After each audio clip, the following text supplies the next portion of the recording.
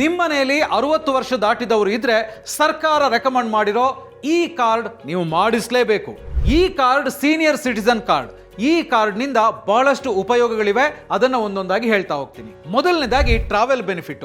ಎಷ್ಟೋ ಸ್ಟೇಟ್ಗಳಲ್ಲಿ ಬಸ್ಸಲ್ಲಿ ಫ್ರೀ ಆಗಿ ಸೀನಿಯರ್ ಸಿಟಿಸನ್ಸ್ ಟ್ರಾವೆಲ್ ಮಾಡ್ಬೋದು.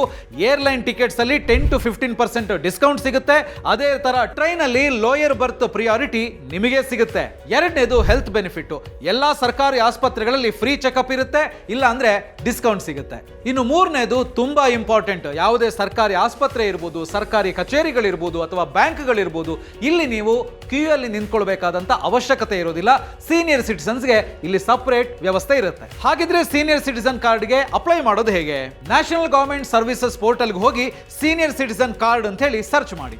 ನೆಕ್ಸ್ಟ್ ನೀವು ನಿಮ್ಮ ಸ್ಟೇಟ್ ಅನ್ನ ಸೆಲೆಕ್ಟ್ ಮಾಡಿ, ಹಾಗೆಯೇ ಅಪ್ಲಿಕೇಶನ್ ಅನ್ನ ಫಿಲ್ ಮಾಡಿ. ನೆಕ್ಸ್ಟ್ ನೀವು ಬೇಕಾದಂತ ದಾಖಲೆಗಳನ್ನ ಅಪ್ಲೋಡ್ ಮಾಡಿ. ಅದೇ ತರ 10 ರೂಪೀಸ್ ಚಾರ್ಜ್ ಇರುತ್ತೆ, ಅದನ್ನ ನೀವು ಕಟ್ಟಬೇಕು. ಅದಾದ್ಮೇಲೆ ಸಬ್ಮಿಟ್ ಮಾಡಿದ್ರೆ ಆಯ್ತು. ಇಷ್ಟು ಮಾಡಿದ್ರೆ ನಿಮ್ಮ ಇಮೇಲ್ಗೆ ಕಾರ್ಡ್ ಬಂದ್ಬಿಡುತ್ತೆ. ಸೊ ಈ ಇನ್ಫಾರ್ಮೇಶನ್ ನಿಮಗೆ ಇಷ್ಟ ಆಗಿದೆ ಅಂದ್ರೆ ಲೈಕ್ ಮಾಡಿ, ಬಾಸ್ವಾಲಾ ಕನ್ನಡ ಚಾನಲ್ ನ ಸಬ್ಸ್ಕ್ರೈಬ್ ಮಾಡಿ. ಬಾಸ್ವಾಲಾ, ಬಿ ದ ಬಾಸ್.